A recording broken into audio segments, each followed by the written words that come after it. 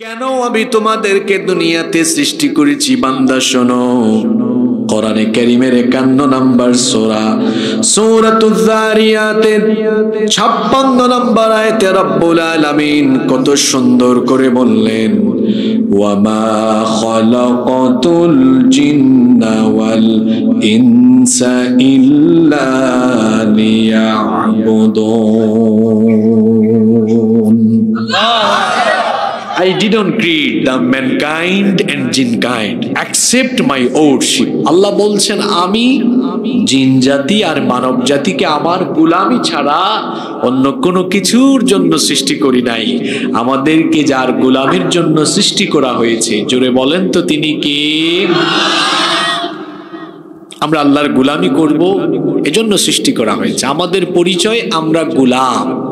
আমরা শুধু গোলাম নই, গোলামের ঘরের গোলাম। আমাদের 14 গোষ্ঠীকার গোলাম। আল্লাহ তাআলার গোলামির দৃষ্টান্ত যেন আমরা প্রতিটি মুহূর্তে উপস্থাপন করতে পারি, এজন্য আল্লাহ তাআলা রেগুলার এমন একটি ইবাদত আমাদের জন্য ফিক্সড করে দিয়েছেন, যে ইবাদতের মাধ্যমে মহান আল্লাহর আনুগত্যের সর্বোচ্চ নমুনা প্রদর্শন হয়। সেই ইবাদতের নাম হলো সালাত, যেটাকে আমরা বলি নামাজ। আমরা যে আল্লাহর গোলাম, এটার সবচাইতে চমৎকার দৃষ্টান্ত উপস্থাপন হয় এই ইবাদতের মাধ্যমে। আমার দিকে তাকান, কেউ ডানে বামে তাকায়, দেখেন তো নামাজে দাঁড়ান আপনারা কিভাবে। নামাজে দাঁড়ানোর সময় কি সিনা টান করে এরকম দাঁড়ান, না বিনয়ের সাথে দাঁড়ান? আল্লাহ তাআলা তো বলেছেন, ওয়াকুমু লিল্লাহি কানিতিন, বিনয়ী হয়ে আল্লাহর সামনে দাঁড়ান। আমরা মাথা নত করে দিয়ে দাঁড়ালাম, আর দাঁড়ানোর সময় একজন আসামি যেমন সারেন্ডার করে, ঠিক তেমনি আসামির মতো সারেন্ডার করে গোলাম তার মালিকের সামনে দাঁড়াচ্ছে। কিভাবে? এই দুই হাত কাঁধ বা কান পর্যন্ত উঠায়া এমন ভাবে তাকবীর দিচ্ছে, এটা দেখে মনে হচ্ছে যেন বান্দা এই মুহূর্তে তার মালিকের সামনে নিজেকে একেবারে ছোট বানিয়ে অহংকার রিমুভ করে দিয়ে আসামির মতো সারেন্ডার করে তার মালিকের সামনে দাঁড়িয়ে গিয়েছে। আল্লাহু আকবার। তারপর দাঁড়াচ্ছে আর কথা বলছে। Salat is a conversation between almighty Allah and the slave. নামাজ হলো আল্লাহ আর বান্দার কথা বলার জায়গা। সুবহানাল্লাহ। এরপরে বান্দা রুকু দিল, মাথাটা একটু নুইয়ে দিল, তারপর রুকু থেকে দাঁড়ালো, সাজদায় যখন গেল তার নাক আর কপাল আল্লাহর কুদরতি চরণে লাগিয়ে দিয়ে এমন এক দৃষ্টান্ত উপস্থাপন করলো, এই দৃশ্য দেখে মনে হয় আর বান্দার মধ্যে কোনো অহংকার নাই, তার মধ্যে কোনো আমিত্ববোধ নাই, অদ্যতপূর্ণ কোনো আচরণ নাই। সে গোলাম হয়ে গোলামের মতোই তার মাবুদের কুদরতি চরণে মাথা ঠেকিয়ে দিয়ে গোলামির উত্তম পরিচয় দিয়েছে। সুবহানাল্লাহ। যে ব্যক্তি আল্লাহকে সাজদা দেয় সে আল্লাহর বাধ্যগত, সে আল্লাহর আনুগত্যশীল বান্দা। আর যে ব্যক্তি আল্লাহকে সাজদা দেয় না সে অহংকারী। এটা আমার কথা নয়, কোরআনে কারীমে এটা বলেছেন কে? জোরে বলেন কে? আদম আলাইহিস সালামকে সৃষ্টি করার পরে সকল ফেরেশতাদেরকে আল্লাহ আদেশ করেছিলেন, তোমরা আমার আদমকে সাজদা দাও। সবাই সাজদা দিয়েছিল, কেবলমাত্র একজন দেয় নাই। যে দেয় নাই সবাই আপনারা তার নাম জানেন, তার নাম হলো ওয়াইয কুলনা লিল মালাইকাতি ইসজুদু লিআদামা ফাসাজাদু ইল্লা ইবলিস আবা ওয়াস্তাকবারা ওয়া কানা মিনাল কাফিরিন।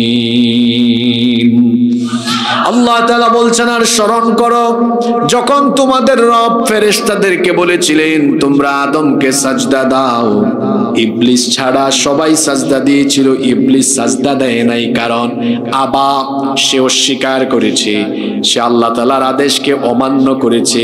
ওয়াস্তাকবারা, আল্লাহর সামনে অহংকার প্রদর্শন করেছে। ওয়া কানা মিনাল কাফিরিন, এবং সে কাফিরে পরিণত হয়েছে।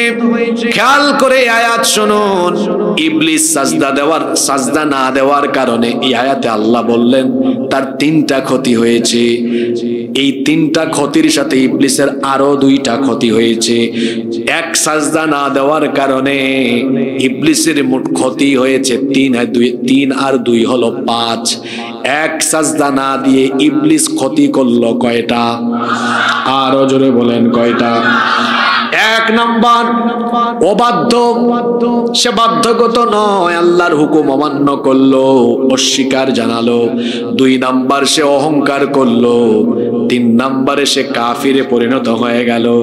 আর 4 নাম্বার হলো সে মারদুদ হয়ে গেল, জান্নাত থেকে বিতাড়িত হয়ে গেল। আল্লাহ অন্য আয়াতে বলেছেন ফাইন্নাকা রাজিম, নিশ্চয়ই তুমি অভিশপ্ত, নিশ্চয়ই তুমি বিতাড়িত। আর তার 5 নাম্বার যে ক্ষতিটা হলো, সে হলো মালউন, সে হয়ে গেল অভিশপ্ত। খুব খেয়াল করে শোনেন আমার বাবারা, আমার ভাইয়েরা, একটা সাজদা না দিয়ে ইবলিসের ক্ষতি হলো মোট 5টা। 1 নাম্বার সে অবাধ্য, 2 নাম্বার সে অহংকারী, 3 নাম্বারে সে কাফির, 4 নাম্বারে মালউন অভিশপ্ত, 5 নাম্বারে সে হলো বিতাড়িত। ইবলিসের মতো দুনিয়াতে যারা আজান হলে পড়ে নামাজে গিয়ে আল্লাহকে সাজদা দেয় না, এরাও এই 5টা ক্ষতির সম্মুখীন হবে। যারা বেনামাজি, যারা নামাজে যায় না, এদের জন্য ক্ষতি কয়টা? আরো জোরে বলেন কয়টা? এদের 1 নাম্বার পরিচয় হলো, বেনামাজির প্রথম পরিচয় হলো সে আল্লাহর বাধ্যগত গোলাম নয়, সে হলো আল্লাহর অবাধ্য বান্দা। বেনামাজির 2 নাম্বার পরিচয় হলো সে হলো অহংকারী বান্দা। আজান হলে সে যদি সাজদা না দেয়, সে তো আল্লাহর সাথে অহংকার আর অধ্যত্বপূর্ণ আচরণ করলো। বেনামাজির 3 নাম্বার পরিচয় হলো, আল্লাহর নবী বলেছেন মান তারাকাস সালাতা মুতাআম্মিদান ফাকাদ কাফারা, যে ব্যক্তি ইচ্ছে করে নামাজ ছেড়ে দিল সে কার সাথে কুফরি করলো? আস্তে বলবেন না, জোরে বলেন কার সাথে? বেনামাজির 4 নাম্বার পরিচয় হলো, ইবলিস যেমন জান্নাত থেকে বিতাড়িত হয়েছে, ঠিক তেমনি ভাবে বেনামাজিদেরকেও জান্নাতের গন্ধ তাদের নাকের ডগায় লাগবে না। বেনামাজিদেরকেও বলা হবে খুদুহু ফাগুল্লুহু সুম্মাল জাহিমা সাল্লুহু সুম্মা ফি সিলসিলাতিন দারউহা 70 দিরাআন ফাসলুকুহু। কিয়ামতের দিন আল্লাহ ফেরেশতাদেরকে বলবেন এই বেনামাজিকে ধর, পাকড়াও কর, ডান্ডা বেরি লাগা, 70 গজ লম্বা শিকল দিয়ে বেঁধে তারপরে তাকে জাহান্নামে নিক্ষেপ কর। নাউজুবিল্লাহ। তাহলে বোঝা গেল বেনামাজির 4 নাম্বার পরিণতি হলো, তার 4 নাম্বার পরিচয় হলো সে হলো জাহান্নামী। 5 নাম্বার পরিচয় হলো যেই ব্যক্তি ইবলিসের অনুসরণে সাজদা দেয় না, সেও হলো অভিশপ্ত, সেও হলো। এখন বলেন তো, ইবলিস একটা সাজদা না দিয়ে তার ক্ষতি হইল কয়টা? আর 5 ওয়াক্ত নামাজে আপনি কতগুলা সাজদা দেন না, আপনার ক্ষতি কি ইবলিসের মতো হবে না তার চাইতে পরিণতি আরো ভয়াবহ হবে? আরো জোরে বলেন, আরো জোরে বলেন। কি ডেঞ্জারাস কথা! মাহফিল কমিটিতে আয়োজক থাকে কিন্তু ফজরের নামাজ আদায় করে না, মাহফিলে আসে রাত 1টা পর্যন্ত আলোচনা শুনে যায় কিন্তু ফজরের নামাজটা আদায় করে না। আল্লাহর নবী বলেছেন বাইনাল আবদি ওয়া বাইনাল কুফরি তারকুস সালাহ, আল্লাহর বান্দা আর কাফিরের মধ্যে পার্থক্য হলো নামাজ ছেড়ে দেওয়া। এই নামাজ একমাত্র ইবাদত যেটা আল্লাহ দুনিয়ায় এর বিধান দেন নাই, এটা আল্লাহ তাআলা উপরে তার নবীকে 7 আসমান পাড়ি দিয়ে সিদরাতুল মুনতাহা ভেদ করে আল্লাহ তার সান্নিধ্যে নিয়ে গিয়ে উম্মতের জন্য 50 ওয়াক্ত নামাজ গিফট করেছেন। কত ওয়াক্ত? ফিরে আসার সময় মুসা নবীর সাথে দেখা। মুসা নবী বললেন, আমার উম্মত 2 ওয়াক্ত নামাজ ঠিক মতো আদায় করতে পারে নাই, কিভাবে আপনার উম্মত 50 ওয়াক্ত আদায় করবে? তিনি বারবার ফিরে যাচ্ছিলেন। নবীজি বারবার ফিরে গিয়ে 50 থেকে কমাতে দেওয়া হলো 5 ওয়াক্ত। এরপরেও মুসা নবী বলছিলেন, আবারও ফিরে যান, কমায় আনেন, কারণ আমার উম্মত তো 2 ওয়াক্ত পড়তে। আল্লাহ নবী বললেন, আর যেতে পারবো না, লজ্জা লাগছে, এখন আমি ফিরে যাচ্ছি। কিন্তু মনে মনে চিন্তা ছিল, পেরেশানি ছিল, মুসা নবী তো আমার সিনিয়র নবী, তার উম্মত 2 রাকাত, তার উম্মত 2 ওয়াক্ত পড়তে পারলো না, কেমনে আমার উম্মত 5 ওয়াক্ত আদায় করবে? আল্লাহ তো 50 ওয়াক্ত দিয়েছিলেন, 50 হইলে তো উম্মত সওয়াব বেশি পাইতো। আল্লাহ জানায় দিলেন, নবী উম্মতকে নিয়ে এত পেরেশান হলেন কেন? 50 থেকে কমাতে যদিও আমি সংখ্যাটা 5 এনেছি, কিন্তু আপনার উম্মত 5 ওয়াক্ত যখন আদায় করবে, সওয়াব দেওয়ার বেলায় আমি এই 5 ওয়াক্তের সওয়াব আমি 50 ওয়াক্তের দিয়ে দিব।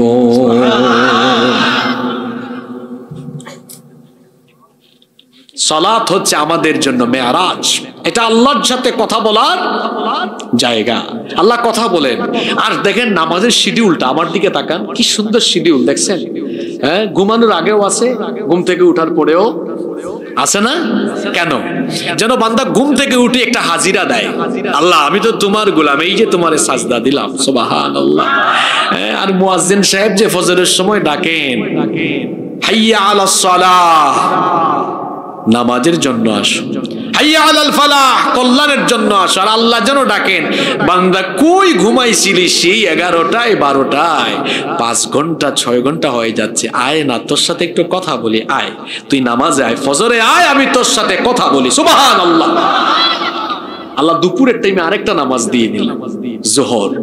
আল্লাহ যেন বান্দার সাথে কথা বলার জন্য তাকে ডেকে আনতেছেন, তুই কই 5:30টায় আসলি একবার, এখন 1:30টা বাজে, 8 ঘন্টা হয়ে গেল, তুই কি আমার সাথে আরেকবার কথা বলবি না? আয় তোর সাথে আবার কথা বলি, সুবহানাল্লাহ। 2 ঘন্টা যায় না, আসর হয়, আল্লাহ বলেন তোর সাথে কথা না বললে ভালো লাগে না, আয় না আবার কথা বলি। 1 ঘন্টা 1.5 ঘন্টা যায় না, আল্লাহ সূর্য ডুবার সময় আরেকবার ডাক মারেন, আয় না দিনের শুরুতে একবার কথা বলছিলাম, এখন আয় দিনের শেষে তোর সাথে আরেকবার কথা বলি, সুবহানাল্লাহ। ঘুমানোর আগে আল্লাহ যেন আরেকবার এশার নামাজে ডাক দেন, তুই যে ঘুমাবি এখন, এটাই তো তোর জীবনের শেষ ঘুম হয়ে যেতে, আয় না ঘুমানোর আগে আরেকবার আমার সাথে কথা বল। এভাবে বান্দা ঘুমানোর আগে, ঘুমানোর পরে, দিনের বেলা আল্লাহ ডেকে ডেকে বান্দার সাথে কথা বলেন, সুবহানাল্লাহ। এটা যেন আমার নবীর সেই আকাঙ্ক্ষার বাস্তবায়ন। আপনারা কথা শুনতেছেন? কোন আকাঙ্ক্ষা? আল্লাহ আপনি তো আমাকে মেরাজে আনলেন, আমি আপনার সাথে কথা বলছি, আহারে আমার উম্মত গুলো যদি এভাবে আপনার সাথে কথা বলতে পারতো। আল্লাহ তো নবীজির মনোবাসনা বুঝেন। আল্লাহ বলেন, নবী আপনার উম্মতের এত টেনশন, এত চিন্তা উম্মতের, আপনার জান আপনার সাথে তো আমি আপনাকে এনে এখানে কথা বললাম একবার, আপনার উম্মতকে আপনি ভালোবাসেন, আমিও তো ভালোবাসি, আমি এদের সাথে ডেইলি কথা বলবো 5 বার। কয়বার? 5 বার। কই আপনি তো জান না, আল্লাহ ডাক দেন, আয়, আপনি জান না। আর যদি জিজ্ঞেস করি জান্নাতে কি যেতে চান, কেউ না বলবে না, সবাই বলবে হ্যাঁ আমরা জান্নাত চাই। এখন জান্নাত আপনি যেতে চান, আল্লাহ তো জান্নাতে আপনাকে দিতে চান। কারো বাড়ি ঘর যদি তালা দেওয়া থাকে, এটা খোলার জন্য কি দরকার? আল্লাহ আপনাদেরকে জান্নাত দেওয়ার জন্য রেডি। আল্লাহ প্রতিদিন 5 বার নামাজে ডাকেন, আয় বান্দা আয় আমারে সাজদা দে, আর তোর জন্য বানানো জান্নাতের চাবি আমার কাছ থেকে নিয়ে নে, সুবহানাল্লাহ। সেই নামাজের কোনো খবর আমাদের। আজকে ওয়াদা করে যান, এই নামাজ আর কোনোদিন ছাড়বেন না। রাজি আছেন? যুবক ভাইরা কি রাজি আছে? যুবকরা বলে, হুজুর আমরা বুড়া হই তারপরে পড়বো। আমি বুড়া হব এর কোনো নিশ্চয়তা আছে?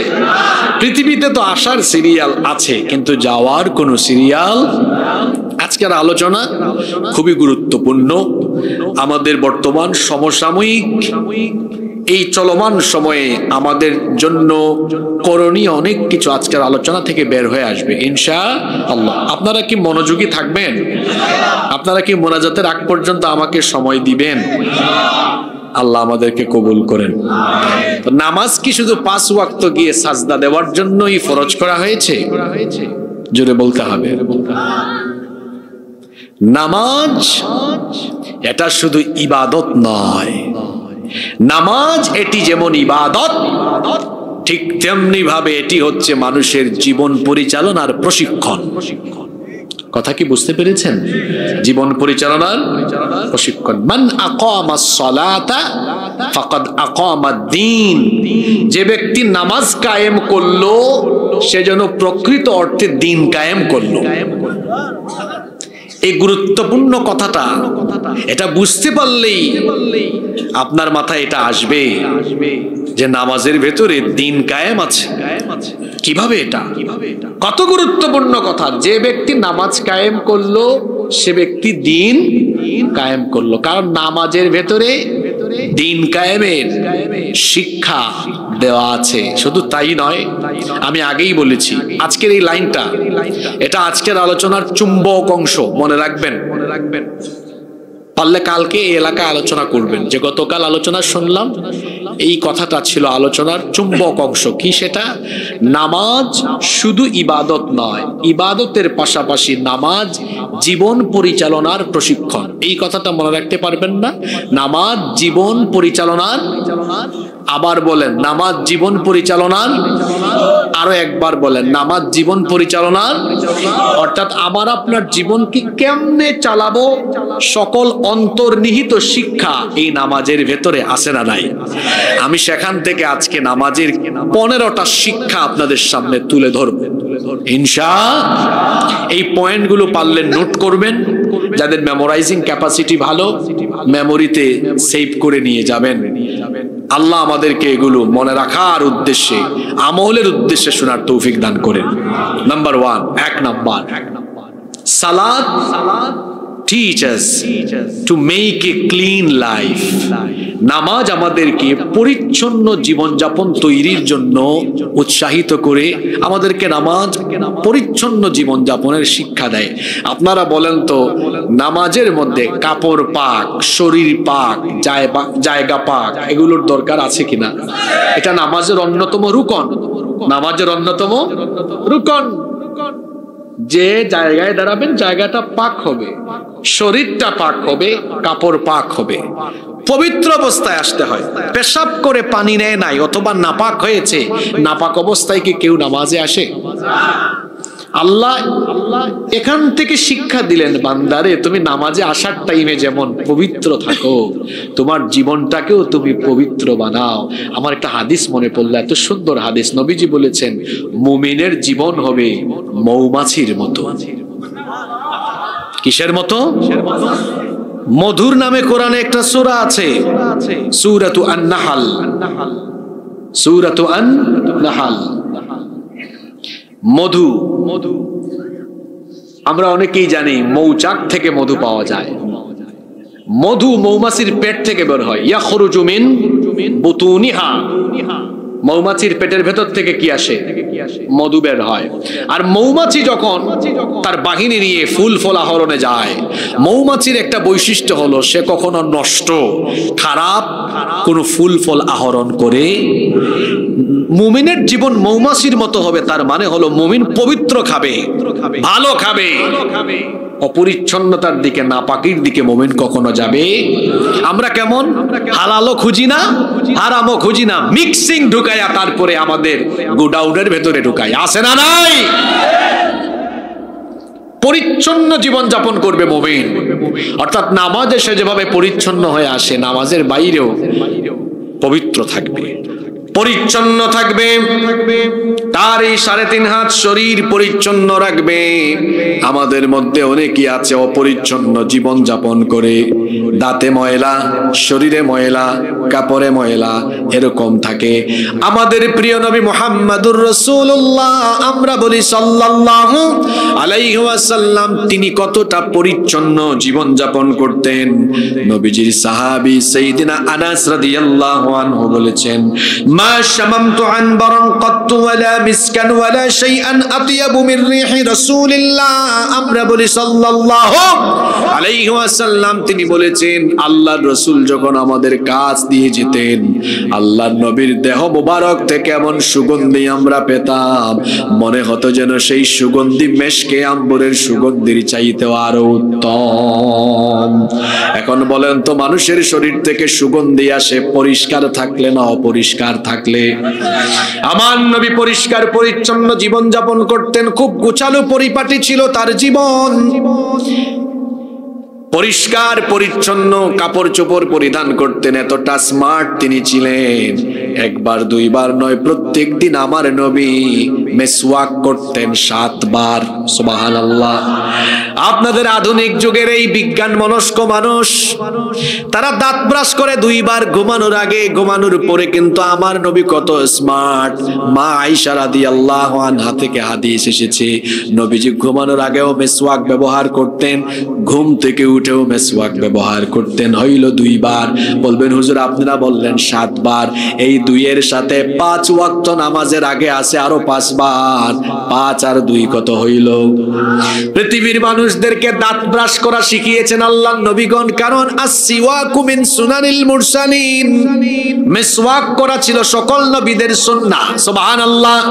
আমার দেশে অনেক মুসলমান আছে এমন যে নামাজ থেকে পরিচ্ছন্নতার ট্রেনিং দেয়, তার মুখের মধ্যে অপরিচ্ছন্নতা। নামাজে গিয়ে যখন কেরাত পড়ে কিংবা সাজদায় গিয়ে যখন বলে সুবহান রাব্বিয়াল আলা, মুখের থেকে তখন বিড়ির দুর্গন্ধ বের হয়, সিগারেটের দুর্গন্ধ বের হয়। এরকম মানুষ আছে না নাই? পকেটের মধ্যে মিসওয়াক রেখে দিবেন। মিসওয়াক হচ্ছে সকল নবীদের একটা গুরুত্বপূর্ণ আমল। মিসওয়াকটা সাথে রাখবেন, যখনই সময় পাবেন মিসওয়াক লাগাবেন। নামাজের আগেও একটু মিসওয়াক করে নেবেন, কারণ মিসওয়াক পছন্দ করতেন আল্লাহর সকল নবীরা। এমনকি আল্লাহর নবী যখন দুনিয়া থেকে বিদায় হয়ে যান, মিসওয়াক করে করে করে করে তিনি দুনিয়া থেকে চলে গিয়েছেন। সুবহানাল্লাহ। এই যে দেখেন আমার পকেটেও মিসওয়াক আছে, এরকম মিসওয়াক রাখবেন। রাখবেন তো? পরিচ্ছন্ন জীবন যাপন করবেন, নিজের 3.5 হাত বডিকে পরিচ্ছন্ন রাখবেন, বাড়ির আঙিনাকে পরিচ্ছন্ন রাখবেন, রাস্তাঘাটকে পরিচ্ছন্ন রাখবেন। আমার দেশটা কত সুন্দর, মনে হয় যেন ছবির মতো আঁকা। কিন্তু আমি দুঃখ করে অনেক জায়গায় বলি, বাংলাদেশে মুসলমান আছে কিন্তু ইসলাম নাই। ইউরোপ আমেরিকায় ইসলাম নাই, ইউরোপ আমেরিকায় মুসলমান নাই কিন্তু ইসলামের বিধান আছে। কথা বুঝেন নাই? হ্যাঁ, ইউরোপ আমেরিকায় দেখা যায় রাস্তাঘাটগুলো কত ক্লিন, থুতু ফেললে জরিমানা গুনতে হয়।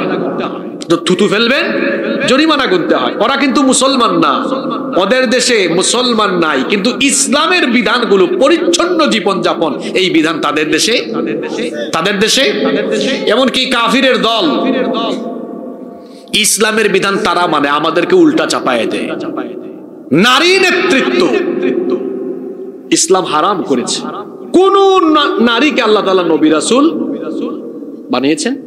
জোরে বলেন। আপনারা বলেন হুজুর নারীদেরকে আল্লাহ বানাইলেন না কেন? বানান নাই, এর যৌক্তিক বাস্তবিক বিজ্ঞানসম্মত কারণ আছে। একজন নারী সৃষ্টিগতভাবে তিনি এমন যে মাসে তো তার 3-4 দিন 5 দিন 6 দিন অসুস্থতা থাকে। এখন ওই নারীকে যদি নবী বানিয়ে দেওয়া হয়, তো এই 4-5 দিন 6-7 দিন ইমামতি কে করবে? নবুয়ত রিসালতের দায়িত্ব কে পালন করবে? একটা ঝামেলা দেখা দিবে। আর তাছাড়া নবী রাসূলগণ তো সকাল সন্ধ্যায় রাতে তারা তো জনসম্পৃক্ত থাকবেন, কিন্তু একজন নারী তো সব সময় জনসম্পৃক্ত থাকতে পারবেন। ইসলাম যেটাকে হারাম করেছে তার পিছনে কারণ আছে। ওরা পশ্চিমা দুনিয়া গোটা পৃথিবীকে সবক দেয় নারীর ক্ষমতায়নের দরকার। তাদের দেশে কোন নারী ইলেকশনে দাঁড়ালে আমেরিকার ইতিহাস বলে কখনোই তারা কোন নারীকে তাদের নেতা বানায়। কিছুদিন আগে ইলেকশন গেল, একজন আধা পাগলকে তারা প্রেসিডেন্ট বানিয়েছে, কিন্তু একজন নারীকে বানায়। তাদের কথা হলো প্রয়োজনে পাগল ছাগলকে বানায় দিব, কিন্তু নারীকে। কামালা হ্যারিস হেরে গেল না? হ্যারিস না হারিস? হারিস মনে, তার নামও যেমন হারিস, মানে নামটাই হারিস, হারিস নামটাই কি? আপনারা কি আছেন এখানে? ওরা সবাইকে কি শিখায়? দেখেন ট্রাম্প পয়সা আজকে কিন্তু আমাদের ওই আগের মহিলা নিয়ে টুইটারে পোস্ট করেছে, যুবক ভাইরা জানেন কিনা? এই ট্রাম্প বাবা তার নির্বাচনী ক্যাম্পে আমেরিকার জনগণকে বলেছিল, আপনারা কি ট্রাম্পের বিপরীতে একজন নারীকে আমেরিকার নেতৃত্বে বসিয়ে দিতে চান? দেখছেন কারবা? ইউটিউবে এখনো তার বক্তব্যগুলো আছে। কিন্তু ওরা গোটা পৃথিবীকে নারী ক্ষমতায়নের সবক দেয়, কিন্তু তাদের দেশে নারীদের প্রতি তারা বৈষম্য করে, জুলুম করে। এটাই হচ্ছে পশ্চিমা দুনিয়ার চরিত্র। এরা অন্যের মাথায় কাটাল ভেঙে খেতে চায়। দেখেন না, এখন দিল্লি আর ওয়াশিংটন একজুট হতে যাচ্ছে। বাংলাদেশ এটি আমাদের দেশ। এই দেশে কোন দেশের তাবেদারিত্ব চললে এই দেশের মানুষ সেটা বরদাস্ত করবে না। কষ্ট হচ্ছে আপনাদের? কোন কথাই ছিলাম মনে আছে যে ইউরোপ আমেরিকার বহু দেশে মুসলমান নাই, কিন্তু ইসলামের রীতিনীতি তারা এগুলো তারা গ্রহণ করে নিয়েছে। আর মুসলমানের বিভিন্ন দেশ আছে, এখানে ইসলামের বিধানগুলোর বাস্তবায়ন। এত সুন্দর দেশ আমাদের, ডানে বামে সামনে পিছনে সবুজ শ্যামল। যদি এটাকে ক্লিন করে পরিচ্ছন্ন করে রাখা যায়, এটা দেখার মতো একটা দেশ হবে। পৃথিবীর সবচাইতে সুন্দর দেশ হবে এই বাংলাদেশ। তাহলে নামাজ থেকে এক নম্বর শিক্ষা পাওয়া গেল, নামাজ আমাদেরকে পরিষ্কার পরিচ্ছন্ন থাকার শিক্ষা দেয়। আপনারা কি শেষ পর্যন্ত আমাকে সহযোগিতা করবেন? নাম্বার 2, 2 নাম্বার, সালাত teach us to stay United. নামাজ আমাদেরকে ঐক্যবদ্ধ থাকার শিক্ষা দেয়। মুসলমান ঐক্যবদ্ধ থাকবে, দলাদলি করবে। নামাজ কিভাবে ঐক্যবদ্ধ থাকার শিক্ষা দেয়? আচ্ছা, নামাজ কি একাকী ফরজ না জামাতে নামাজ ফরজ? জোরে বলতে হবে।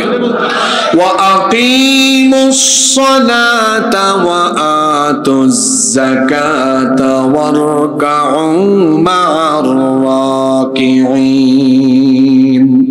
কোরআনে কারীমের 2 নম্বর সূরা সূরাতুল বাকারা এর 43 নম্বর আয়াতে আল্লাহ তাআলা বলছেন, আর তোমরা সালাত কায়েম করো এবং যাকাত দাও এবং রুকুকারীদের সাথে এসে রুকু করো, অর্থাৎ জামাতের সাথে নামাজ আদায় করো। একাকী নামাজ আদায়ের চাইতে জামাতে নামাজ আদায়ের সওয়াব কত গুণ বেশি? 27 গুণ বেশি। অর্থাৎ একা একা কোন নামাজ 27 বার আদায় করলে যে সওয়াব হবে, জামাতে নামাজ আদায় করলে 27 গুণ সওয়াব হয়ে যাবে। সুবহানাল্লাহ।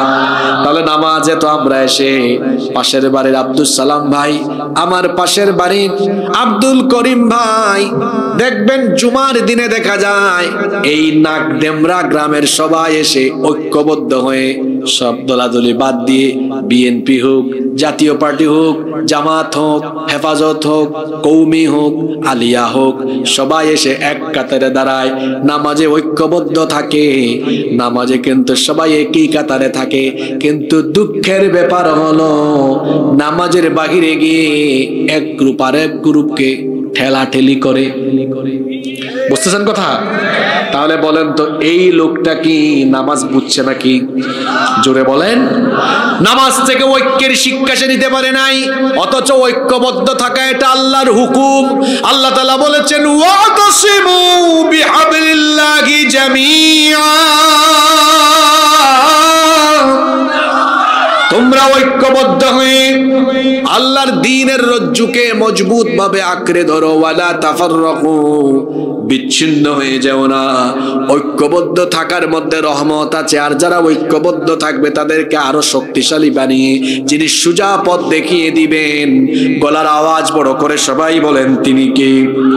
কোরআনে কারীমের 4 নম্বর সূরা সূরাতুন নিসা এর 175 নম্বর আয়াতে আল্লাহ তাআলা বলছেন, ফাআম্মাল্লাযীনা আমানু বিল্লাহি ওয়াতাসামু বিহি ফাসায়ুদখিলুহুম ফি রাহমাতিন মিনহু ওয়া ফাদলিন ওয়া ইয়াহদিহিম ইলাইহি সিরাতাম মুস্তাকিমা।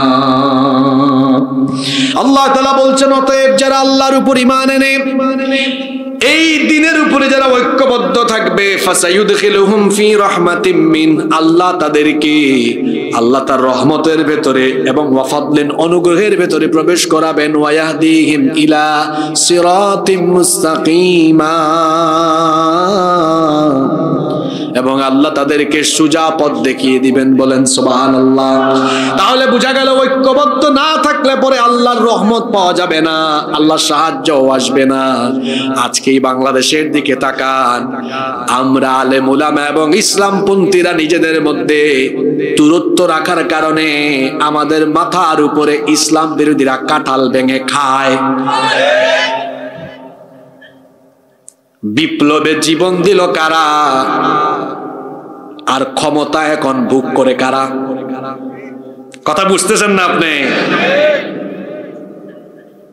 জীবন দিল আবু সাইদ মুগ্ধ, আর এখন মজা নেই নাট্যকার LGBTQ।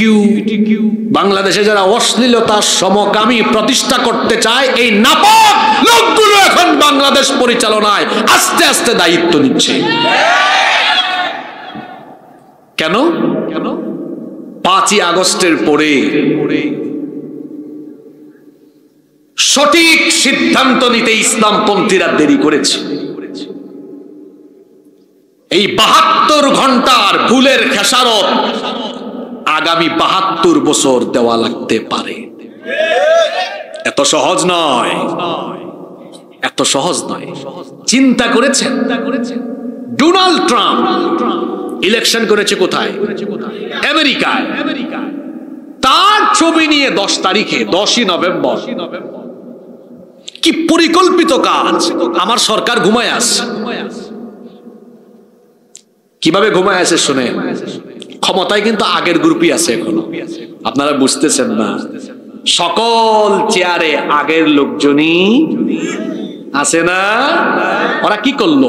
আপনারা ঘুমায় আছেন, ওরা কি করলো শুনেন। 10 তারিখে কয়েকজনকে গ্রেফতার করা হলো। তারপরে কি জাতের পুলিশ আর কি জাতের সাংবাদিক, চিন্তা করেন তো। ছবি তোলার সময় তো এদেরকে বলা যাইতে পারতো যে তোরা তো নাশকতা সৃষ্টির উদ্দেশ্যে আমেরিকার প্রেসিডেন্টের ছবি বাংলাদেশে এরকম তোরা রাখছিস কেন? আর কল রেকর্ডে তো আগেই ফাঁস করা সব বলা আছে না? তো ছবি তোলার সময় তো এই ছবিটা বাদ দিয়ে ছবি তোলা যেত। সরকারও ঘুমে, বাকিরাও ঘুমে।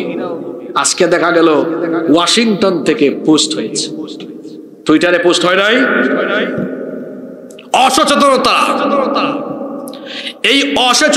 এই সচেতনতার অভাবের কারণে আগামীতে বিপর্যয় ঘটার সম্ভাবনা। কিছুদিন আগে হেফাজতের আমির গত সপ্তাহে বক্তব্য দিতে গিয়ে এক ইসলামী দলকে তিনি বললেন এটা কোনো ইসলামী দলই না। শুনেন নাই আপনারা?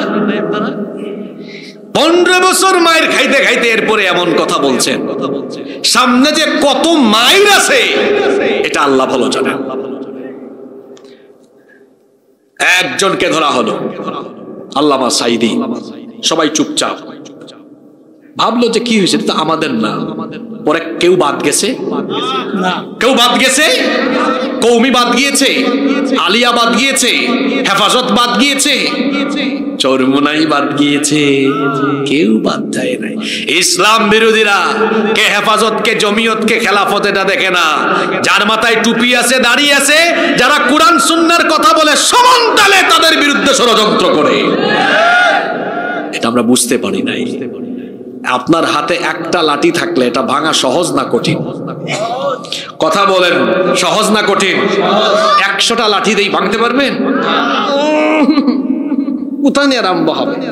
একটা লাঠি ভাঙা যেমন সহজ, ঠিক তেমনি ইসলাম বিরোধীরা আলাদা আলাদা হয়ে থাকলে, বিভক্ত থাকলে, ইসলাম বিরোধীরা যারে যখন ধরবে একদম মেরুদণ্ড ভাঙা দিবে। আর 100টা লাঠিকে যেমন ভাঙা যায় না, ঐক্যের শক্তি আছে।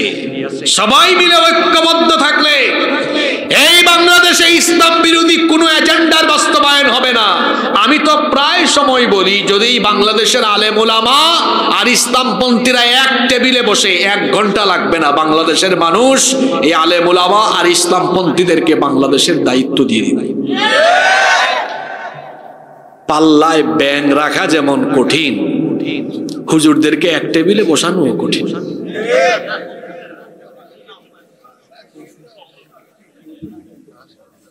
আপনাদেরকে হাসানোর জন্য বলি নাই, এটা বাস্তবতা। আল্লাহ আমাদের আলেমদেরকে বুঝার তৌফিক দান করে দেন। কষ্ট হচ্ছে আপনাদের, তাই না?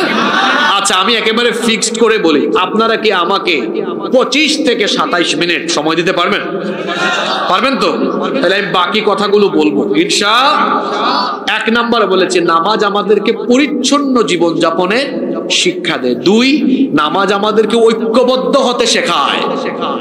আমরা ঐক্যবদ্ধ হয়ে যেতে পারলে গোটা পৃথিবী মুসলমানদের পায়ের তলায় পড়ে থাকবে। নাম্বার 3 নাম্বার, নামাজ আমাদেরকে সাম্য, মৈত্রী এবং ভ্রাতৃত্বে পরিপূর্ণ একটি সমাজ প্রতিষ্ঠার সুন্দর শিক্ষা দেয়, যে সমাজে কোনো ভেদাভেদ থাকবে না, উঁচু নিচু, আপার ক্লাস লোয়ার ক্লাসের কোনো ভেদাভেদ থাকবে না। সব মানুষ সমান হয়ে মিলেমিশে বাস করবে, কারণ সবার শরীরে এক কালারের রক্ত আছে না নাই? নাকি কারো শরীরের রক্ত একরকম, আরেকজনেরটা আরেক রকম, এরকম? আচ্ছা, নামাজে যখন আপনারা দাঁড়ান, আমার রিক্সাওয়ালা ভ্যানওয়ালা ভাইয়ের পাশে যদি গ্রামের এই নাকডেমরা গ্রামের একজন পয়সাওয়ালা ভাই দাঁড়িয়ে যায়, পয়সাওয়ালা ভাই কি বলে, এই বেটা ভ্যান চালা, যা পিছের কাতারে যা, আমি এলাকার একজন প্রভাবশালী ব্যক্তি, বলতে পারবে? বললে ভ্যানওয়ালা ভাই বলবে, তোর এই আধিপত্য গিয়ে মসজিদের বাইরে দেখা, এখানে তুইও গুলাম আমিও গুলাম। নামাজে আসলে কোনো ভেদাভেদ থাকে? এখানে গুলাম আর মালিক দাঁড়ালে মালিক আর গুলাম দুইজনেই তখন আল্লাহর গুলামে পরিণত হয়ে যায়। সুবহানাল্লাহ। নামাজের এই শিক্ষাটা আপনারা আমাকে বলেন, নামাজের বাহিরে আছে? আমাদের সমাজে আছে এই শিক্ষাটা? আছে? নাই। ভেদাভেদ, বৈষম্যে ভরা এই যে বৈষম্য বিরোধী ছাত্র আন্দোলন, তারা বৈষম্য নিয়ে কি করলো? আন্দোলন করলো। আসলেই বাংলাদেশে বৈষম্য আছে, আছে না? এই বৈষম্যহীন সমাজ আর রাষ্ট্র প্রতিষ্ঠার একটা গুরুত্বপূর্ণ শিক্ষা আছে নামাজের ভেতরে। মানুষ হিসাবে সবাই সমান, মানুষ হিসাবে সবাই সমান, কিন্তু মর্যাদার দিক থেকে আল্লাহর কাছে সেই মানুষই মর্যাদার অধিকারী যে ব্যক্তি আল্লাহকে যত বেশি ভয় করে। এজন্য রব্বুল আলামিন কোরআন কারীমের 49 নম্বর সূরা সূরাতুল হুজুরাতের 13 নম্বর আয়াতের মধ্যে বলেছেন, ইয়া আইয়ুহান নাসু ইন্না খালাকনাকুম মিন যাকারিন ওয়া উনসা ওয়া জাআলনাকুম শুউবান ওয়া ক্বাবাইলা লিতাআরাফু ইন্না আকরামাকুম ইনদাল্লাহি আতকাকুম ইন্নাল্লাহা আলীমুন খাবীর। আল্লাহ তাআলা বলছেন, হে মানব জাতি, নিশ্চয়ই আমি তোমাদেরকে একজন পুরুষ আর একজন নারী থেকে সৃষ্টি করেছি। তারপরে এই এক পুরুষ আর এক নারীর সংসারকে বিস্তৃত করে দিয়ে গোটা পৃথিবীতে আমি তোমাদেরকে বহু জাতি গোত্রে বিভক্ত করে দিয়েছি, লিতাআরাফু, যাতে তোমরা পরস্পর পরিচিত হতে পারো। তো শোনো, মানুষ হিসাবে সবাই সমান হলেও মর্যাদার ক্ষেত্রে ইন্না আকরামাকুম ইনদাল্লাহি আতকাকুম, তোমাদের মধ্যে তাকওয়ার দিক থেকে যে সবচাইতে বেশি এগিয়ে, আল্লাহর কাছে মর্যাদার দিক থেকে সে ব্যক্তি এগিয়ে। তাহলে তাকওয়ার ভিত্তিতে মানুষের মর্যাদার মানদণ্ড নির্ণীত হয় কার কাছে? নাইলে মানুষ হিসাবে আমাদের মধ্যে এই যে আমি এই মুহূর্তে হয়তো কথা বলছি হিসাবে আপনারা আমাকে দেখতে পারেন, শুনতে পারেন, এই জন্য একটু উঁচা করে এখানে বসানো হয়েছে। কিন্তু আপনি যা, আমিও, এই ওয়াজ শেষ হয়ে গেলে আপনার আমার মধ্যে কোনো ভেদাভেদ এখানে এই সামান্য কিছু সময়ের জন্য বসানো হয়েছে। কেন? কারণ এখানে যদি মাঝখানে বসা যায় সবাই দেখবে, একটু উঁচা করে দিলে সবাই দেখবে, শুনবে, কনসেন্ট্রেশন ভালো হবে। কিন্তু এটা একটু সরাই দেন, আসেন আমরা সবাই একসাথে বসি। আমার আর আপনার দুজনের মধ্যে কোনো তফাৎ নাই, প্রজা আর রাজার মধ্যে কোনো তফাৎ নাই। আমাদের সমাজে এটা আছে। আরে বাপরে বাপ, ভিভিআইপি বের হলে কি অবস্থা! তার মানে নামাজের এই শিক্ষাটা আমরা আমাদের সমাজে প্রয়োগ করতে পারি। কথা শুনতেছেন তো সবগুলা? নাম্বার 4, 4 নাম্বার, নামাজ আমাদেরকে টাইম ম্যানেজমেন্ট শেখায়। টাইম ম্যানেজমেন্ট, সময়কে কাজে লাগাতে হয়। আরবিতে একটা প্রবাদ আছে, আল ওয়াক্তু কাস-সাইফ, সময় হলো ধারালো তরবারির মতো, ইল্লাম তাকতাহু ফাইন্নাহু কাতাআক, সময়কে আপনি ক্ষতবিক্ষত করতে পারবেন না, কিন্তু সময়ের অপব্যবহারের ফলে আপনার জীবন ক্ষতবিক্ষত, ধ্বংস হয়ে যাবে। সময়কে কাজে লাগিয়ে সম্পদশালী হওয়া যায়, কিন্তু গোটা পৃথিবীর সম্পদ দিয়ে জীবনের ফেলে আসা সময়কে ফিরিয়ে আনা যায়? সময় থাকতে সময়ের কদর করতে হয়, সময়কে গনিমত মনে করতে হবে। নামাজ আমাদেরকে সময় কাজে লাগানোর শিক্ষা দিচ্ছে। কিভাবে? প্রত্যেকটা নামাজের টাইম শিডিউল আছে না নাই? ইন্নাস সালাতা কানাত আলাল মুমিনিনা কিতাবাম মাওকুতা, সূরা নিসা 103 নম্বর আয়াতের শেষাংশ। আল্লাহ তাআলা বলছেন, নিশ্চয়ই সময়ানুবর্তিতার ভিত্তিতে নামাজ ফরজ করা হয়েছে। ফজরের নামাজ বিকাল 3টায় আদায় করলে হবে? কথা বলছেন না কেন? জোহরের নামাজ রাত 10টায় আদায় করলে হবে? আসরের নামাজ সকাল 9টায় আদায় করলে হবে? যে টাইমে যে নামাজ ওই টাইমে আদায় করতে হবে। এমনকি ফজরের নামাজের টাইম হয়ে গিয়েছে, এলাকার সবচেয়ে পয়সাওয়ালা ব্যক্তির জন্য ইমাম সাহেব কি দাঁড়িয়ে থেকে অপেক্ষা করবেন, নাকি আজান হয়ে গেলেই শুরু করে দিবেন? সরি, টাইম হয়ে একামত হয়ে গেলেই কি করবেন? কিন্তু এই সময়ের শিক্ষাটা আছে। বিমান রানওয়েতে নির্দিষ্ট সময়, ফ্লাইটে টেক অফের সময় চলে যাচ্ছে, এরকম বহুবার হয়েছে। আমি নিজেও এরকম বহুবার সাক্ষী হয়েছি। জিজ্ঞেস করলাম কেবিন ক্রুকে যে ফ্লাইটের টাইম শিডিউল তো 10 মিনিট ওভার, দাঁড়িয়ে আছেন কেন? স্যার, আমাদের ভিভিআইপি একজন প্যাসেঞ্জার আছে। বলেন, নামাজের শিক্ষাটা বাইরে আনতে পেরেছি আমরা? কথা বলছেন না কেন? আপনাদের নাগডেমরা মসজিদে সবচেয়ে পয়সাওয়ালা ব্যক্তি যদি বলে আমার জন্য নামাজের জামাত 10 মিনিট পিছায়া দাও, আপনারা মানবেন? যারা বলেন মানবেন? নামাজ কি শেখাচ্ছে আমাদেরকে? এমন কি রাগ করবেন আপনারা? মাহফিলে বক্তাকে বসিয়ে রেখে বিভিন্ন রাজনৈতিক নেতা আসার অপেক্ষায় মানুষ শ্রোতাকে কষ্ট দেওয়া হয়, বক্তাকে কষ্ট দেওয়া হয়। নামাজের শিক্ষা নিতে পেরেছে? কথা বলেন, নিতে পেরেছে?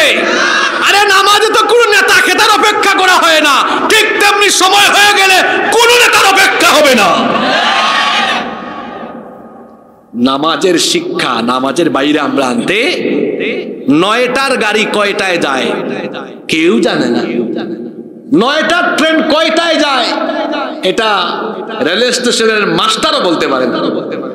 একদিন এক যাত্রী রেল স্টেশনে গিয়েছে, বসে আছে হেলান দিয়ে, আরে বাংলাদেশ আল্লাহ জানে আমার ট্রেন কয়টায় আসে। 9টার সময় ঠিক হুইসেল শোনা গেল।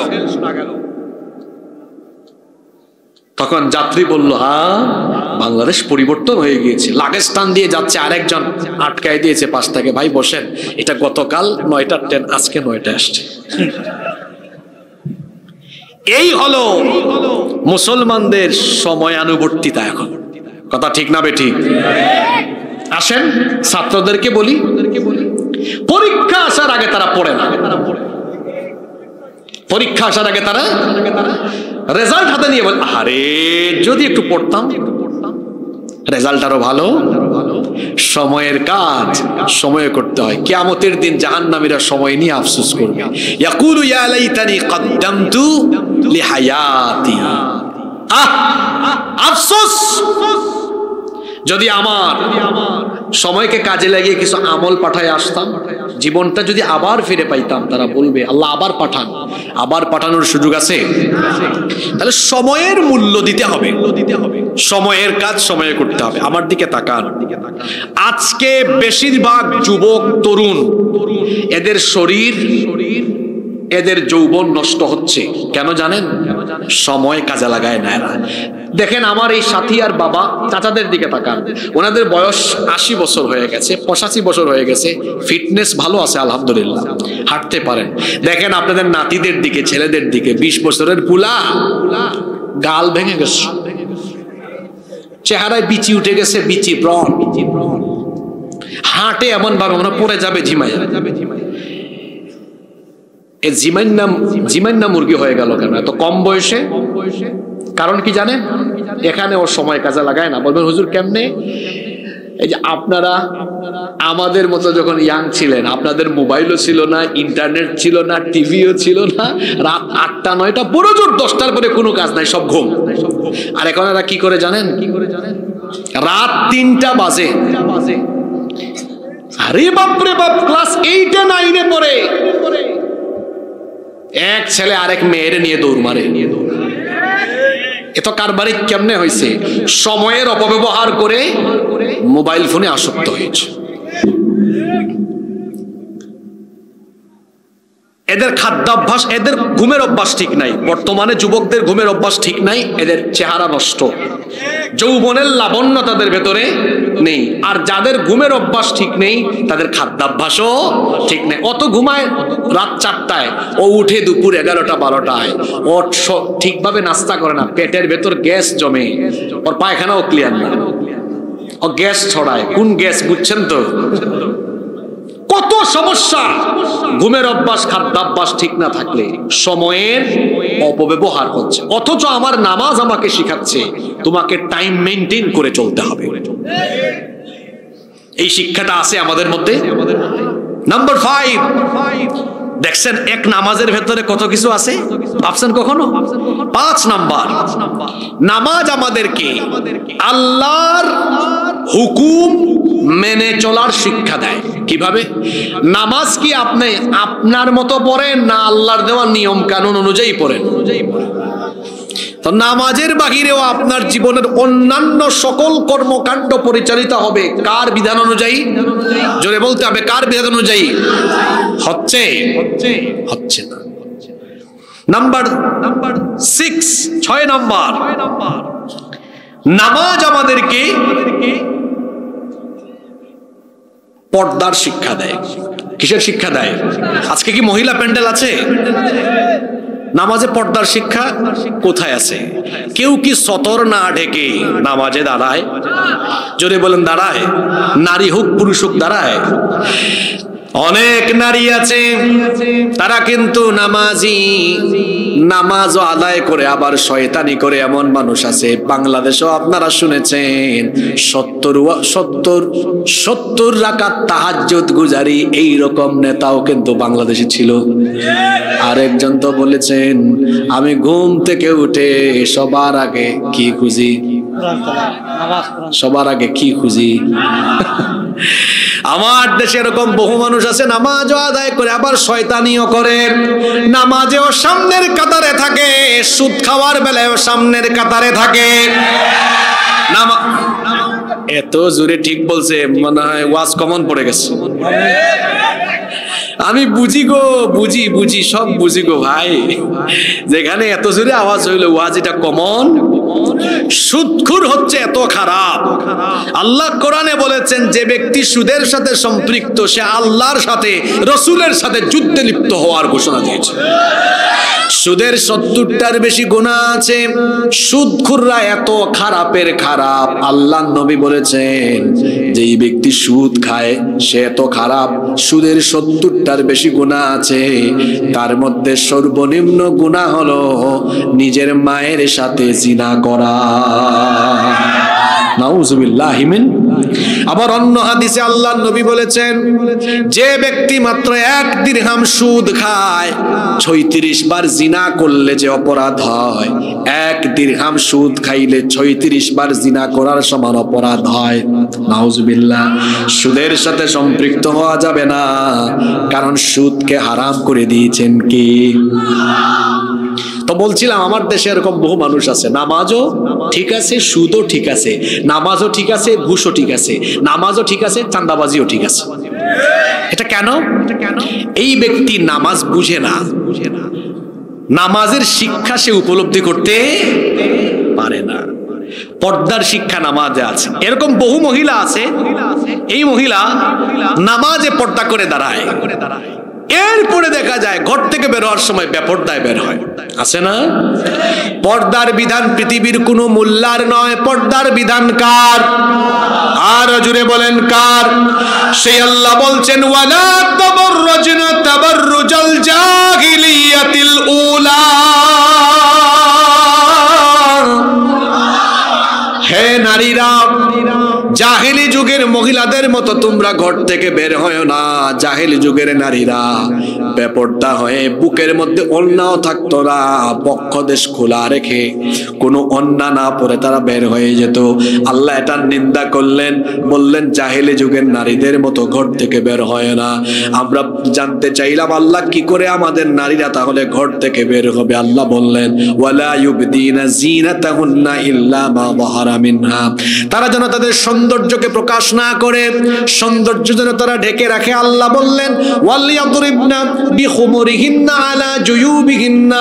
তারা যেন তাদের মাথার উপর থেকে এমন একটা চাদর ফেলে দেয় যাতে তাদের এই মুখে নিকাব সহ বক্ষদেশ পর্যন্ত আবৃত হয়ে যায়। বুরকা আর নিকাব পরিধান করে যেন নারীরা ঘর থেকে বের হয়। পর্দার কারণে একজন নারীর ইজ্জত সম্মান কমে না বাড়ে। অনেক পুরুষ মানুষ আছে সে নিজে নামাজি কিন্তু বউ নিয়ে সেলফি তুলে ফেসবুকে আপলোড মারে। এই পুরুষ হলো পুরুষ নামের কলঙ্ক, কারণ সে তার বউকে জনগণের পণ্য বানিয়ে ফেলেছে। তার বউ মানুষ দেখায়, এই পুরুষের ভেতরে কোনো রুচি নাই, পুরুষত্ব নাই। এই জন্য আমি তারে বলি পুরুষ নামের কলঙ্ক। বউ দিয়া এখন অনেকে ব্যবসা করে, এই ব্যবসার নাম হলো কাপল ব্লগ। এটা চাচারা বুঝবেন না, এটা আমার যুগ। চাচারাও বুঝে। আপনার চাচারা কি এখন ফেসবুক টিকটক চালায় নাকি? আরে বাপ রে বাপ, কত আপডেট! সুবহানাল্লাহ। আপডেট হতেই পারে। আমি ওই দিন এক মাহফিলে গেছি উত্তরবঙ্গ, এক চাচার বয়স 80 বছরের পরে আমার হাতে ফোন দিয়ে বলে হুজুর আপনার ফ্রেন্ড লিস্টে আমাকে অ্যাড করেন। আমি বললাম চাচা আপনার কি ফেসবুক অ্যাকাউন্ট আছে? কয় 2টা আছে। আমি বললাম 2টা কেন? কয় একটা 5000 ফিল আপ তো আরেকটা খুলছি। আমি বললাম মাশাআল্লাহ, আপনি খুব আপডেট। তো এখানেও আপডেট মুরব্বী আছে। যাই হোক, ফেসবুক চালাতে পারে, কোনো অসুবিধা, ব্যবহার করা যাবে, অপব্যবহার করা। বলছিলাম বউ দিয়া ব্যবসা করে, এই ব্যবসার নাম কাপল ব্লগ। জামাই বউ কি করে, কোথায় যায়, কেমনে খায়, কোথায় কি গিয়ে কেমনে ঘোরাঘুরি করে, এটা ভিডিও করে ইউটিউব চ্যানেলে, ফেসবুকে দেয়, টিকটকে দেয়। সামান্য কয়টা ডলার কামানোর ধান্দায় নিজের বউকে যারা ব্যবসায়িক পণ্য বানিয়েছে, এরা হলো পুরুষ নামের কলঙ্ক। আছে না এরকম? যে পুরুষ তার ঘরের নারীদেরকে বেপরদায় রাখে, ওই পুরুষকে দাইয়ুস বলেছেন মুহাম্মদ সাল্লাল্লাহু আলাইহি ওয়াসাল্লাম। আর দাইয়ুস কখনো আল্লাহর জান্নাতে যেতে পারে না। একজন নারী বেপরদা হওয়ার পেছনে 4 জন পুরুষ দায়ী। জুড়ে বলেন কয়জন পুরুষ দায়ী? এবার মিলান তো আপনাদের সাথে, আপনারা এই 4 জনের বাইরে আছেন নাকি? 1 নাম্বার হলো তার স্বামী, স্বামীর কারণে বউ বেপরদা হতে পারে। 2 নাম্বার পিতা, বাপের কারণে ঘরের মেয়ে বেপরদা হতে পারে। 3 নাম্বার বড় ভাই, বড় ভাইয়ের সচেতনতার অভাবে তার ঘরের বোনেরা বেপরদা হতে পারে। 4 নাম্বার বড় ছেলে, বড় ছেলে যদি দায়িত্বশীল না হয়, ওই ঘরের অনেক নারীরা বেপরদা হয়ে যেতে পারে। আমি সহ আমরা সবাই 4 শ্রেণীর বাহিরে না ভিতরে? তাহলে বলেন তো, আমাদের ঘরের নারীদেরকে পর্দায় রাখার জন্য আমাদের দায়িত্বশীল আচরণের দরকার আছে না নাই? পর্দায় রাখবেন তো, কারণ পর্দার শিক্ষা আছে কোথায়? নামাজে। আছে কোথায়? 7 নাম্বার শিক্ষা হলো নামাজ আমাদেরকে ডিসিপ্লিন শিখায়, শৃঙ্খলা শিখায়। নামাজ, এটা আমাদের বাংলাদেশি আমলটা কিছু কিছু মসজিদে আছে। একামত হয় না? একামত হয় কিনা? আল্লাহর নবী তো একামতের পরে সাহাবীদের দিকে মুখ করে বলতেন, ইস্তাউ ইস্তাউ আকিমু সুফুফাকুম ওয়াতাদিলু, আকিমু সুফুফাকুম ওয়াতারাসু ওয়াসুদ্দুল খালাল ফাইন্না তাসওয়িয়াতাস সুফুফি মিন তামামিস সালাহ। হজ করেছেন, উমরা করেছেন, মক্কা মদিনায় নামাজ পড়ছেন, এমন কেউ আছেন? আল্লাহ তোমার কত বান্দা যেতে পারেননি, আল্লাহ সবাইকে তুমি হজ আর উমরা নসিব করে দিও। দেখবেন ওখানে এগুলো বলে। বাংলাদেশে কিছু কিছু মসজিদে বলে, অনেকে বাংলায় বলে কাতার সোজা করুন, মোবাইল বন্ধ রাখুন, বলে না? কাতার সোজা করতে বলে। এই যে আপনারা এখানে বসে আছেন, এখানে যদি এই প্যান্ডেলে নামাজ, এখন দেখেন এলোমেলো হয়, কিন্তু যখন আল্লাহু আকবার আল্লাহু আকবার আল্লাহু আকবার আল্লাহু আকবার একামত আরম্ভ হবে, এরকম আমরা কি অগোছালো থাকবো না সবাই শৃঙ্খলাবদ্ধ হব? তাই নামাজ আমাদেরকে কি শেখালো? নামাজের বাইরে শৃঙ্খলা আছে। হারি বাঙালি, রাস্তায় শৃঙ্খলা নাই। কোথাও রাস্তায় দেখবেন মোটর সাইকেল বাস ওভারটেক করে, motor cycle private car overtake করে। আমি আমার ভাষায় কি বলি, মরণের খায়েশ জাগলে মানুষ এমনি করে। তোমার 2 চাকার গাড়ি নিয়ে তুমি 4 চাকার গাড়িকে ওভারটেক করো, তোমার তো মরণের খায়েশ জাগছে। তোমার তো রাস্তার এক সাইডে চলা উচিত। আশ্চর্যের ব্যাপার হলো ভ্যানওয়ালা অনেক সময় সিএনজি ওভারটেক করতে চায়। শৃঙ্খলা না বিশৃঙ্খলা? বলতে হবে শৃঙ্খলা না বিশৃঙ্খলা? যান কোথাও বলেছে একটু লাইন ধরেন, বলো সোজা হন, তারা বাঁকা হয়ে থাকবে। এয়ারপোর্টে পাইলট ককপিট থেকে বা ক্যাবিন ক্রু বলেন, বিমান ল্যান্ডিং এর পরে সম্মানিত যাত্রীবৃন্দ, বিমান পুরোপুরি না থামা পর্যন্ত দয়া করে কেউ নিজের আসন থেকে উঠবেন না। হায় রে বাঙালি, কি এর থামাথামি! সিট বেল্ট খুলে তারা নেমে লাগেজ খোলাখুলি আরম্ভ করে দেয়। এই হলো তাদের স্বভাব। নামাজের ভেতরে শৃঙ্খলাটা ঠিক আছে, বাহিরে আছে? জোরে বলেন, বাহিরে আছে? নাম্বার কয়টা গেল? 7টা গেল। নাম্বার 8 নাম্বার, নামাজ আমাদেরকে, এই বাকি পয়েন্টগুলা কিন্তু সংক্ষেপে বলবো কিন্তু গুরুত্বপূর্ণ, মনোযোগ থাকবে তো। নামাজ আমাদেরকে সঠিক নেতা নির্বাচনের শিক্ষা দেয়। নামাজে একজন নেতা লাগে না? নেতার আরবি কি? নেতার আরবি কি? ইমাম। নেতার আরবি কি? ইমাম। নামাজে কার নেতৃত্বে নামাজ হয়? ইমাম। তিলাওয়াত সহি না, ভালো আলেম না, যোগ্যতা নেই, এমন ব্যক্তির পিছনে কি এই নাগডেমরা গ্রামের মানুষ নামাজে দাঁড়াবে? বোঝা গেল আপনারা সচেতন আছেন, আলহামদুলিল্লাহ। তো এই সচেতনতা সমাজ রাষ্ট্র পরিচালনার জন্য ওই ক্ষেত্রে যখন নেতৃত্ব নির্বাচনের সুযোগ আসবে, ওইখানে বুঝি এই শিক্ষাটা কাজে লাগানোর দরকার নাই। জোরে বলেন। আমরা কি করলাম? আমরা বুজুর্গ আলেমদেরকে নামাজে মসজিদের ইমামতির দায়িত্ব ঠিকই দেই, এই ক্ষেত্রে সচেতন আছি, কিন্তু সমাজ আর রাষ্ট্র পরিচালনায় সৎ আমানতদার আল্লাহওয়ালা ব্যক্তিদেরকে বাদ দিয়ে টাটকা চোর ডাকাত দুর্নীতিবাজদেরকে স্বাধীনতার পর থেকে 54 বছর পর্যন্ত রাষ্ট্র পরিচালনার দায়িত্ব সুপর্দ করছি বিধায় এই বাংলাদেশের ভাগ্যের কোনো পরিবর্তন হয় না। তাহলে বোঝা গেল নামাজের এই শিক্ষা আমরা নামাজের বাহিরে আনতে পারি। নাম্বার 9, নামাজের 9 নাম্বার শিক্ষা হলো নামাজ আমাদেরকে নেতার আনুগত্য শিখায়। নেতার আনুগত্য। জামাতে নামাজ আরম্ভ হয়ে গেলে সবাই মিলে হাজার হাজার মুসল্লি অনুসরণ করে কাকে? ইমাম সাহেব রুকুতে গেলে মুসল্লি কি সাজদায় যায়? মুসল্লিও কোথায়? সৎ নেতৃত্ব থাকলে ওই নেতৃত্বের আনুগত্য করতে হবে। এই নামাজ, এই শিক্ষাটাও নামাজ থেকে নিতে হবে। আল্লাহ কত সুন্দর করে শিখালেন, ইয়া আইয়ুহাল্লাযীনা আমানু আতিউল্লাহা ওয়া আতিউর রাসূলা ওয়া উলিল আমরি মিনকুম ইলা আখিরিল আয়া। সূরা নিসা 59 নম্বর আয়াত আল্লাহ বলছেন, হে ঈমানদারেরা, আতিউল্লাহ, তোমরা আল্লাহর আনুগত্য করো, ওয়া আতিউর রাসূল, রাসূলের আনুগত্য করো। আল্লাহ আর রাসূলের আনুগত্যের বেলায় কোনো শর্ত, জোরে বলেন, শর্ত? পৃথিবীতে শর্তহীন ভাবে একমাত্র আনুগত্য করা যায় আল্লাহ এবং তার রাসূলের। এখানে কোনো কন্ডিশন নাই, এখানে কোনো শর্ত নাই। আল্লাহ আর রাসূলের আনুগত্যের উপরে ওয়া উলিল আমরি মিনকুম, এখানে উলিল আমর বলতে বোঝানো হয়েছে সেই নেতৃত্বকে যারা আল্লাহ আর রাসূলের অনুসরণ করে, আল্লাহ আর রাসূলের আনুগত্য করে তার জীবন পরিচালনা করে।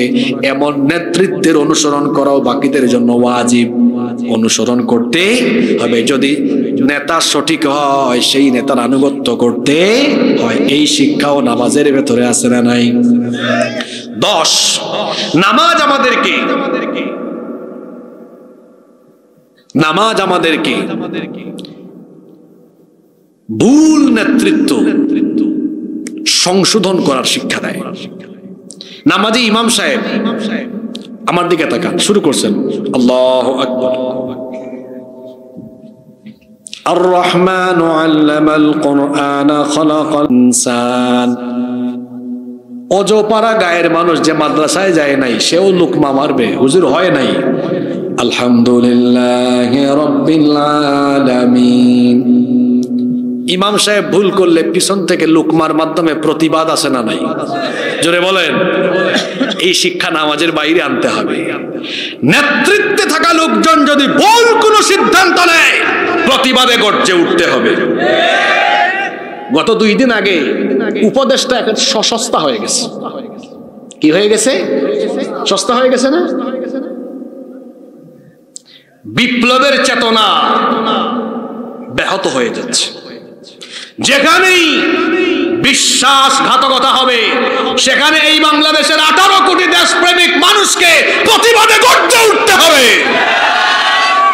এটা নামাজের শিক্ষা। কিসের শিক্ষা? আপনার ইমাম সাহেব ভুল করলে লোকমা দেন না পিছন থেকে, না চুপচাপ থাকেন? তাহলে ভুল নেতৃত্ব সংশোধনের শিক্ষাও নামাজের ভেতরে। এক নামাজের ভিতরে কত শিক্ষা চিন্তা করেছেন? আল্লাহু আকবার। 11 নম্বর, নামাজ আমাদেরকে ভুল নেতৃত্ব অপসারণের শিক্ষাও দেয়। ইমাম সাহেবকে লুকমা দিচ্ছেন 1 বার 2 বার 3 বার শুনে না, তখন কি রাখবেন না সামনে না পিছনে টান দিয়ে নিয়ে আসবেন? টান দিয়ে নিয়ে চলে আসবেন। ঠিক তেমনি সংশোধনে দেওয়ার পরেও কথা যদি না মানে সেই ভুল এবং বিপদগামী নেতৃত্বকে অপসারণ করে দিতে হয়। এটাও নামাজে শিক্ষা। 12 নম্বর শিক্ষা হলো নামাজ আমাদেরকে সবরের শিক্ষা দেয়। নামাজ আমাদেরকে কিসের শিক্ষা দেয়? বলবেন হুজুর কেমন শিক্ষা? 5 ওয়াক্ত নামাজের মধ্যে লম্বা নামাজ হলো ফজরের নামাজ, ঠিক না? আর সারা বছরের মধ্যে লম্বা নামাজ হয় একটা মাসে, সেই মাসের নাম কি? কি সবর! শেষ হওয়ার আগ পর্যন্ত কেউ কি দৌড় মারে? দৌড় মারে থাকে। এই ধৈর্যটা নামাজের বাহিরেও নিয়ে আসতে হবে। আমার দেশের অনেক মানুষ অধৈর্য, যেমন এখানেও অধৈর্য আছে। ওই যা দেখেন অধৈর্য হয়ে গেছে বসতে বসতে। তো ধৈর্য এটা বড় গুরুত্বপূর্ণ গুণ। মুমিনের একটা গুরুত্বপূর্ণ গুণ হলো ধৈর্য। তার জীবনে বহু বাধা মুসিবত আসবে, দুঃখের সময় আসবে, মুসিবত আসবে, বিপদ আসবে। সর্বাবস্থায় দুঃখ মুসিবতে বিপদে কষ্টে পড়ে গেলে সবর করতে হবে আর ভরসা করতে হবে যার উপরে গলার আওয়াজ বড় করে বলেন তিনি কি? এই তো আর 3টা পয়েন্ট আছে, শুনেন না। শেষ ভালো যার, সব ভালো। নাম্বার 13, নামাজের 13 নম্বর শিক্ষা হলো নামাজ আমাদেরকে জীবন সংশোধনের শিক্ষা দেয়। কিভাবে? নামাজে ভুল টুল যদি হয়েও যায়, এই ভুল নামাজকে শুধরাবার একটা সিস্টেম আছে।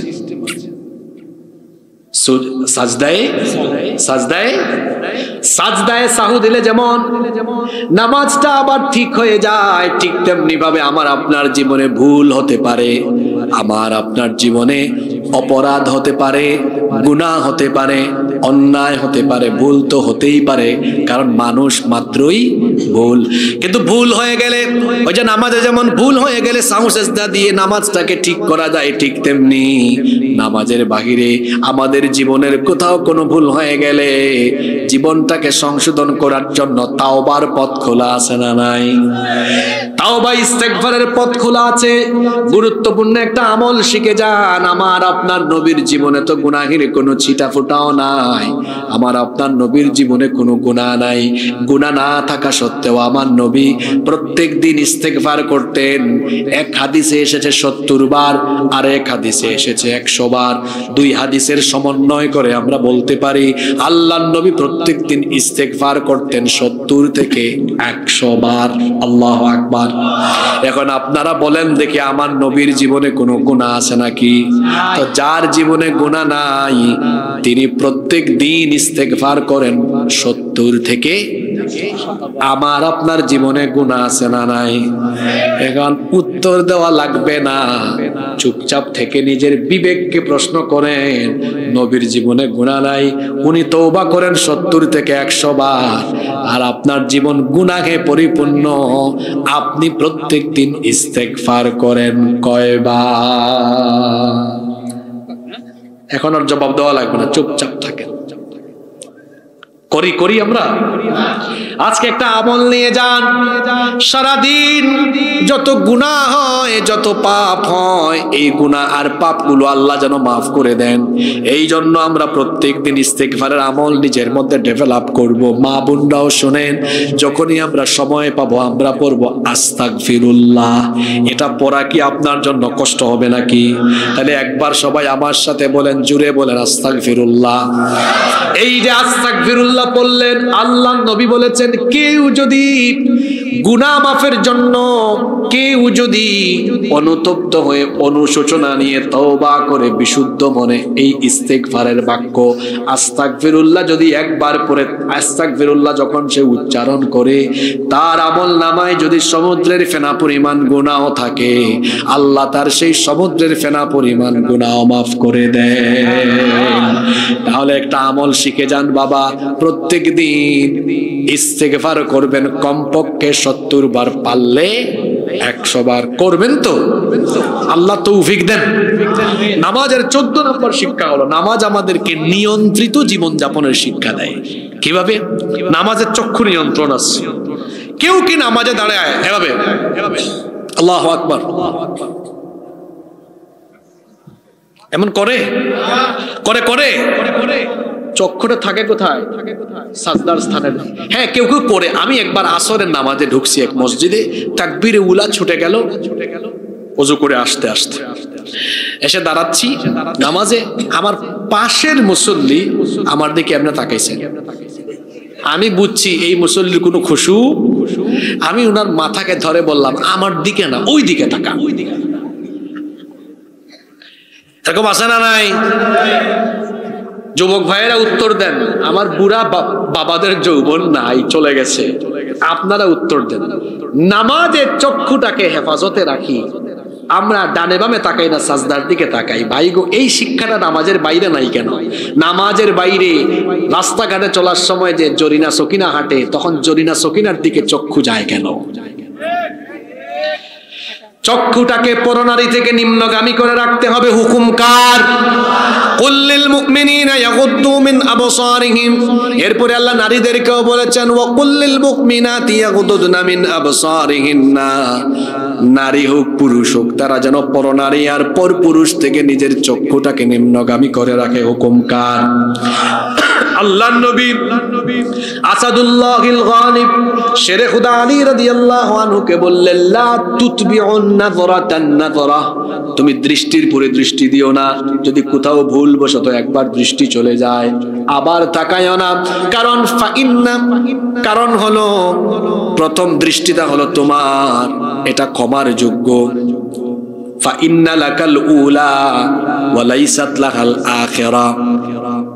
প্রথমটা তোমার, এটা ক্ষমার যোগ্য, কিন্তু দ্বিতীয়টা আর ক্ষমার যোগ্য নয়। এবার এই ওয়াজ শুনে যুবকরা যেন আবার এই ফজিলত মনে না করে, হুজুর প্রথমবার যেহেতু সুযোগ আছে, জায়েজ আছে, তাকায় নিব।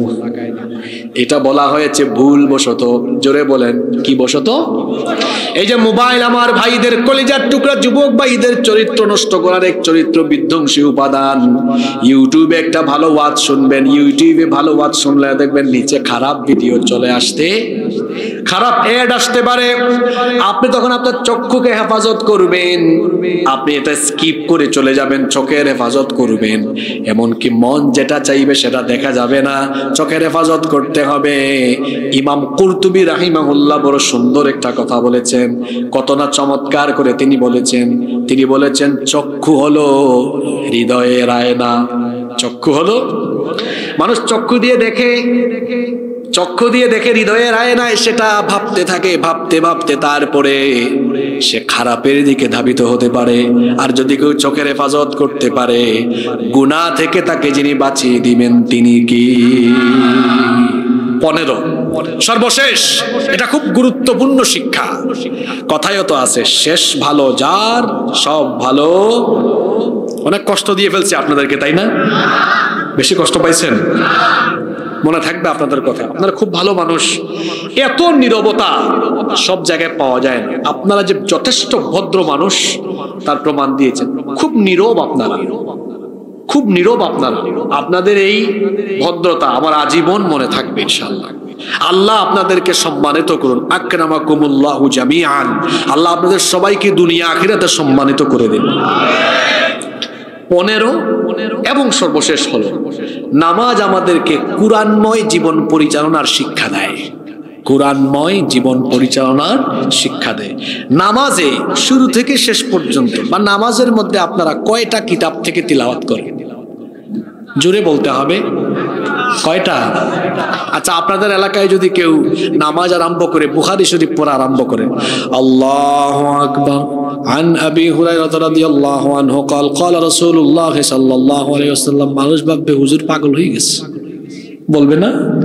কারণ নামাজে একটা কিতাব থেকে তিলাওয়াত হয়, সেই কিতাবের নাম কি? এই শিক্ষা নামাজের বাইরে আনেন। নামাজে যেমন মুসলমান এক কিতাব তিলাওয়াত করে, মুসলমান নামাজের বাহিরে এক কিতাবের আইন মেনে পরিবার, সমাজ, রাষ্ট্র পরিচালনা করবে। এটা নামাজের শিক্ষা। এটা কিসের শিক্ষা? এখন জুলাই আগস্টের পরে শোনা যাচ্ছে, সবাই বলে উই ওয়ান্ট জাস্টিস, সবাই ইনসাফ চায়। আপনারাও চান কিনা? এই ইনসাফ কি মানুষের তৈরি করা আইন দিয়ে সম্ভব? জোরে বলেন, সম্ভব? এটার জন্য দরকার আল্লাহর কোরআনের আইনের বাস্তবায়ন। আর আল্লাহর কোরআনের আইনের বাস্তবায়ন শুধু ওয়াজ করে, নসিহত করে হবে না, বরং এই এই রাষ্ট্র পরিচালনার সকল জায়গায় কুরআনওয়ালা লোকদেরকে দায়িত্বে বসিয়ে দেওয়ার জন্য মানুষকে সেই প্রচেষ্টা চালাতে হবে। এই লক্ষ্যে পাবনার মানুষ কি কাজ করবে? আগামীর বাংলাদেশে কোরআনের প্রতিনিধি, ইসলামের প্রতিনিধি আমরা জায়গায় জায়গায় সেট করার জন্য আমরা কি সবাই কাজ করব? সবাই রাজি আছেন তো? আল্লাহ তৌফিক দান করেন।